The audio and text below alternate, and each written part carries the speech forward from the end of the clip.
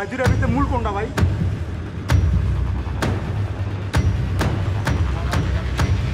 এলএমই certified বিশ্ব সেরা কপারে তৈরি ওয়ালটন কেবলস, যা আপনার স্থাপনাকে রাখবে সব সময় নিরাপদ।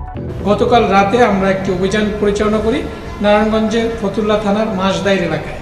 সেখানে মধ্যরাতে একটা অভিযান পরিচালনা করে এই কিশোর গ্যাংয়ের সাথে রিলেটেড আমরা 2 জনকে গ্রেপ্তার করতে সক্ষম হই, যাদের সাথে প্রায় বিপুল পরিমাণে মাদক, এর মধ্যে রয়েছে প্রায় 20 কেজির অধিক গাঁজা, এখানে আমরা 100 পুরিয়ার অধিক আমরা হেরোইন, যেখানে প্রায় 250 গ্রামের মতো হেরোইনের থাকার সম্ভাবনা রয়েছে।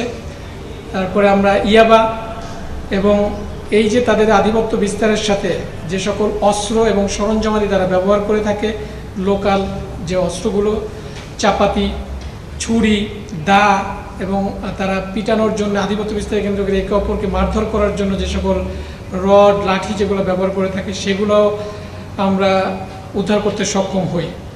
তো আসামিদের বিরুদ্ধে এই আইনানুগ ব্যবস্থা প্রক্রিয়াধীন এবং আমাদের এই অভিযান চলমান থাকবে।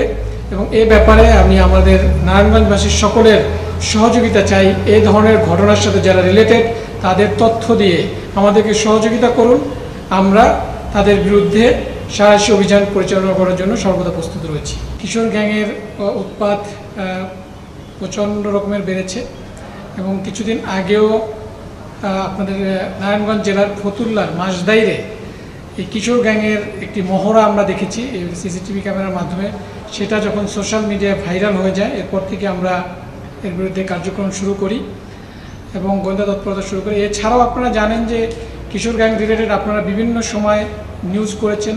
কিছুদিন পূর্বেও প্রবাবলি 23শে মে এই সিদ্ধিরগঞ্জেই এই কিশোর গ্যাংয়ের আধিপত্য বিস্তারকে কেন্দ্র করে একজন কিশোর, যার নাম আবদুল্লাহ, তাকে হত্যা করা হয়।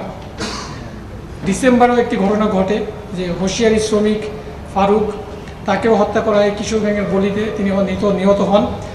আমরা এই উভয় ঘটনাকেই, নিহতর সাথে যে রিলেটেড যে সকল সদস্য যারা ছিল, ম্যাক্সিমাম সদস্যদেরকেই আমরা গ্রেপ্তার করতে সক্ষম হই।